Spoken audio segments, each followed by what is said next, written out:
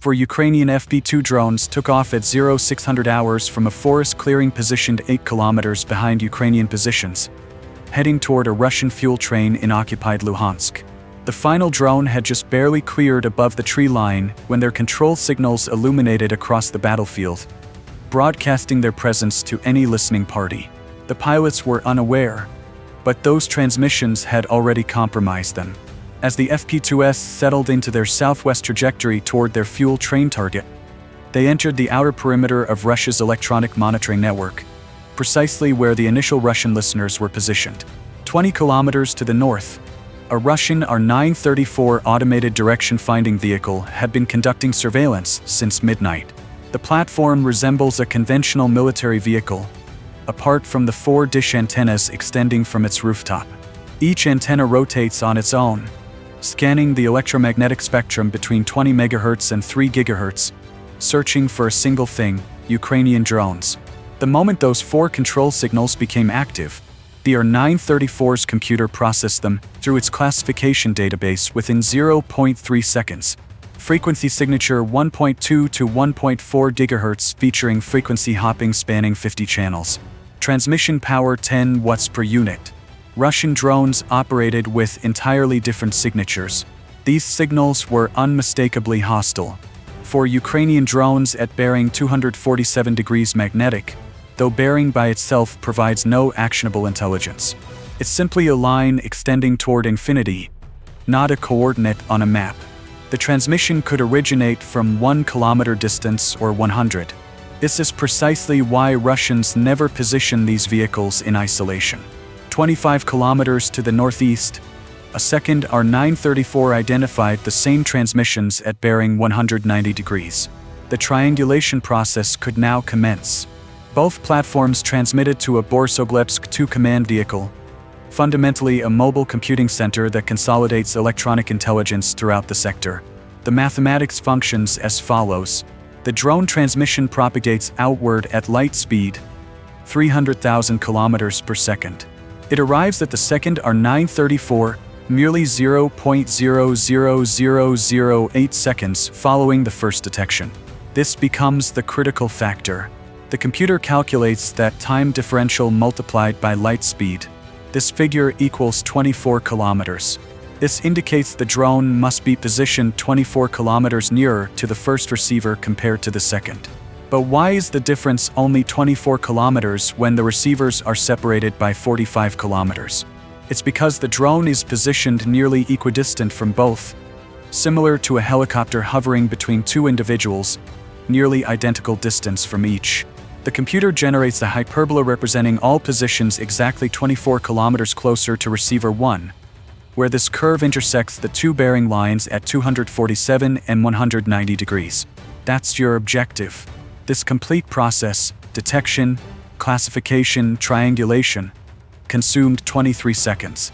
The automated battlefield coordination system transmitted these coordinates straight to the closest fires unit, a BM-21 Grad battery situated 31 kilometers distant. The Ukrainian pilots were oblivious to all of this. They concentrated on piloting 4 drones simultaneously toward a fuel train schedule to arrive at Dovzhansk at 0650. Missed this window and the following train wouldn't come for 72 hours. But initially, they needed to survive the coming 90 seconds. The Grad battery's reaction demanded no human authorization. Standing procedures since 2022. Drone identification initiates immediate suppression. Hydraulics wind as 40 launch tubes elevated to 52 degrees. The fire control system corrected for crosswind at 8 knots from the west and started the launch sequence. The operators detected it audibly before visual confirmation. That characteristic ripple of rockets launching in succession. Not the sharp report of artillery, but a ripping sound that intensifies progressively. A trained operator can count them. A complete battery volley. Impact time 60 seconds. The squad leader understood the probability wasn't favorable. Each 120mm rocket contains 6.4 kilograms of explosive encased by preformed steel fragments. Kill radius 30 m. 40 rockets deployed in a hexagonal configuration blanket 600 by 600 m entirely. Their launch location sat at the precise center of that area. However, the FP2 drones were still ascending through 1,500 meters, nearly 10 kilometers from takeoff. Terminate control immediately and they'd circle back toward friendly territory searching for their command transmission. They required 20 additional seconds to arrive at the handover coordinate where autonomous flight would activate.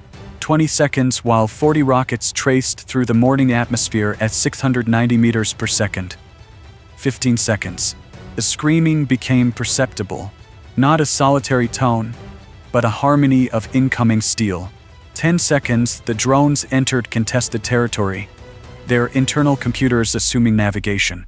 5 seconds, the squad leader ripped the control unit's power connection. 3 seconds, both pilots leaped into their transport, engine already operating.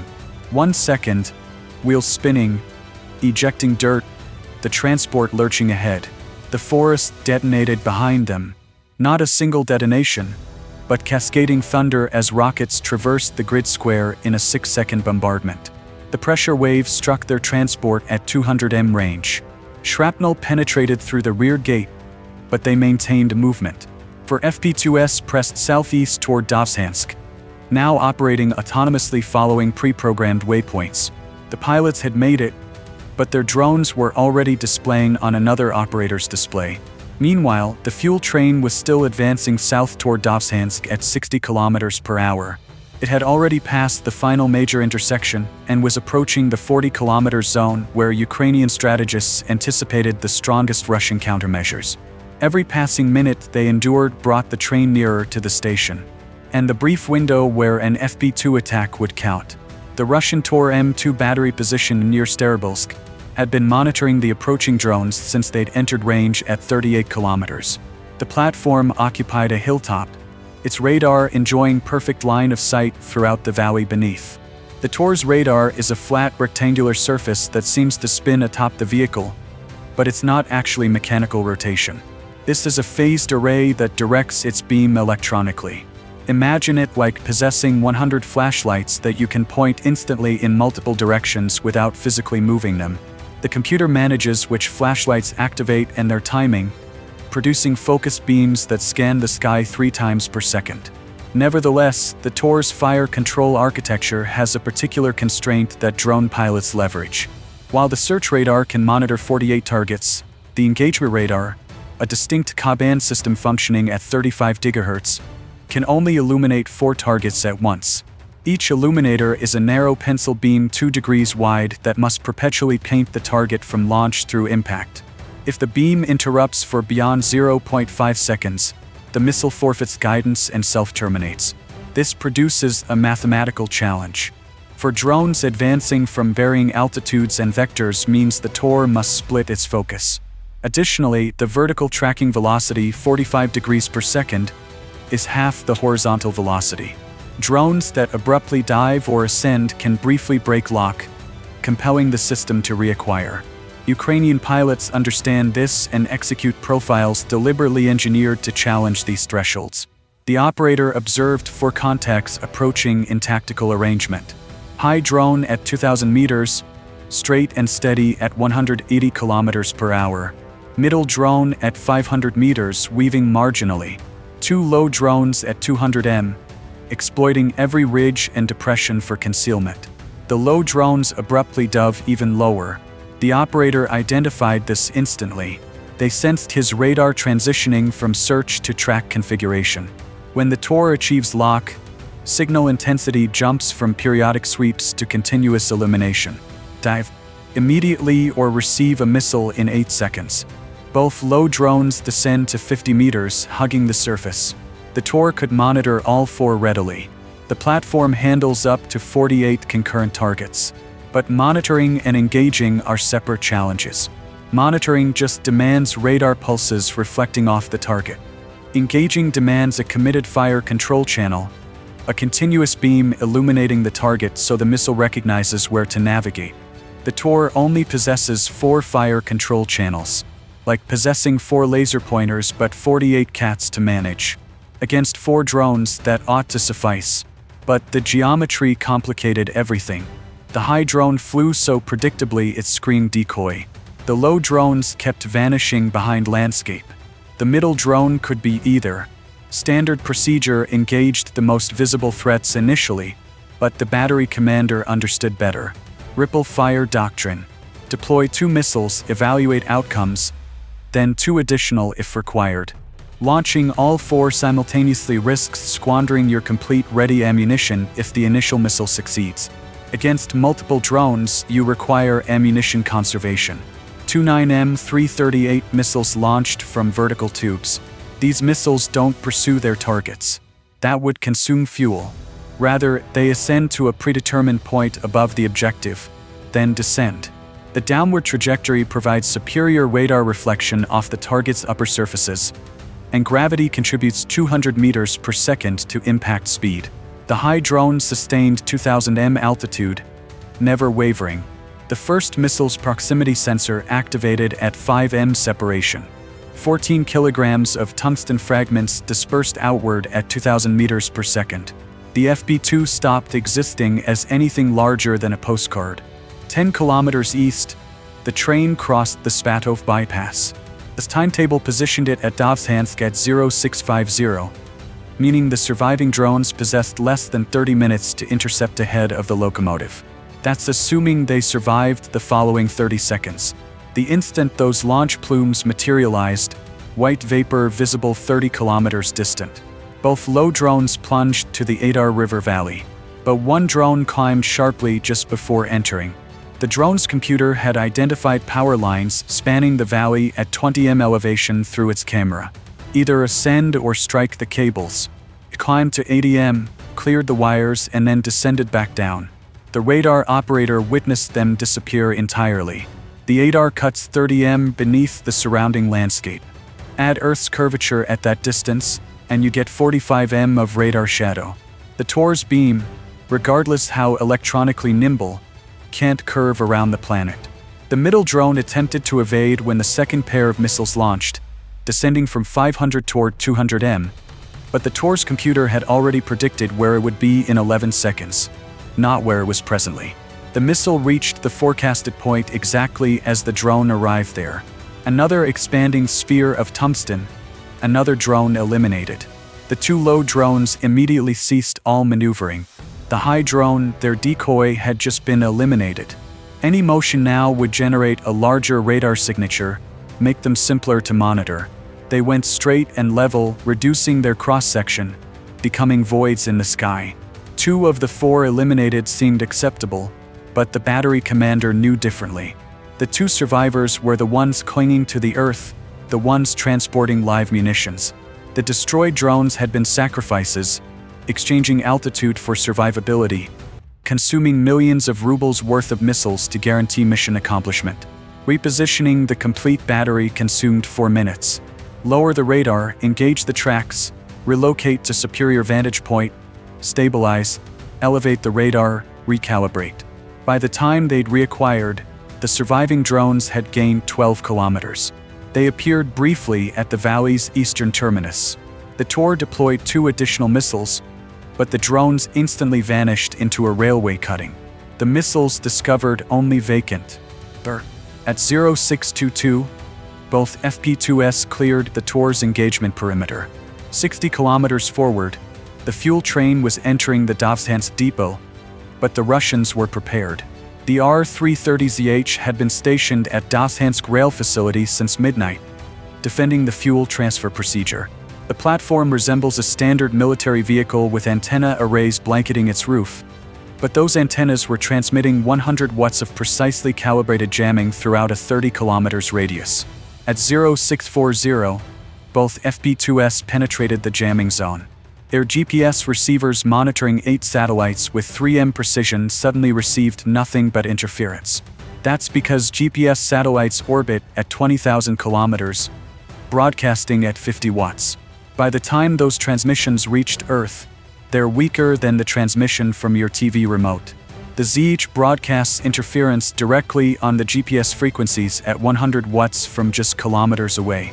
It's like attempting to observe a flashlight on the moon while your neighbor aims a searchlight straight at your eyes.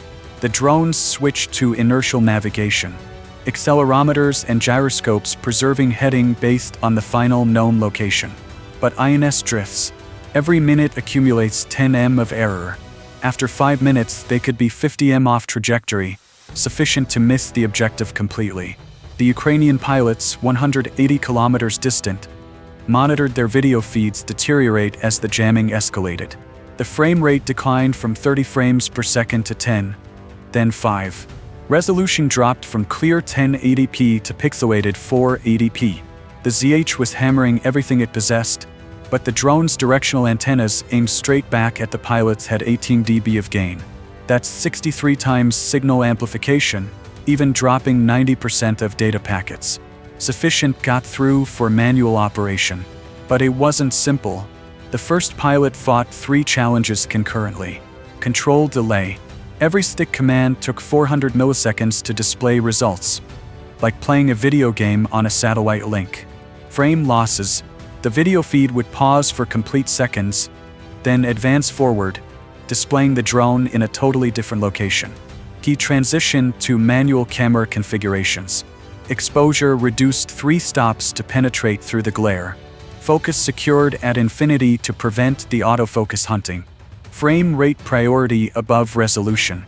Superior to observe 10 frames per second at 480p than 1 frame per second at 1080p. The pilots could observe the depot through the interference, and more critically, they could observe the train through thermal imaging. Dobshenth depot radiated like a metropolis at night. Metal retains heat differently than soil or concrete. The tanker cars, each loaded with 60 tons of diesel, still emitted warmth from yesterday's sun. They materialized as white rectangles in perfect arrangement. Railroad tracks formed 2 parallel heat lines indicating directly at the target. The first pilot aligned his drone with those thermal rails. The video displayed a stuttering slideshow. Depot interference, but adequate to sustain alignment. 3 degrees left to center on the tanker formation. Altitude reduced to 300 m. The ZH operator displayed the video link signature on his spectrum analyzer. Frequency hopping throughout the 5.8 GHz band. He attempted everything in his toolkit. Barrage jamming, saturating entire frequencies with bands of interference. Spot jamming, focusing specific channels as the drone hopped between them. Sweep jamming, tracking the frequency hopping sequence, attempting to anticipate the next channel. But the FP2's radio hopped 1,000 times per second throughout 50 channels in a pseudo-random sequence. Even jamming 40 channels concurrently left 10 channels available each millisecond, adequate for packets to penetrate through. Russian personnel at the depot were finalizing the fuel transfer, pumping diesel from train to subterranean storage. The ZH operator monitored his jamming power meters maxed out, his hardware heating up from the load. But the video links continued.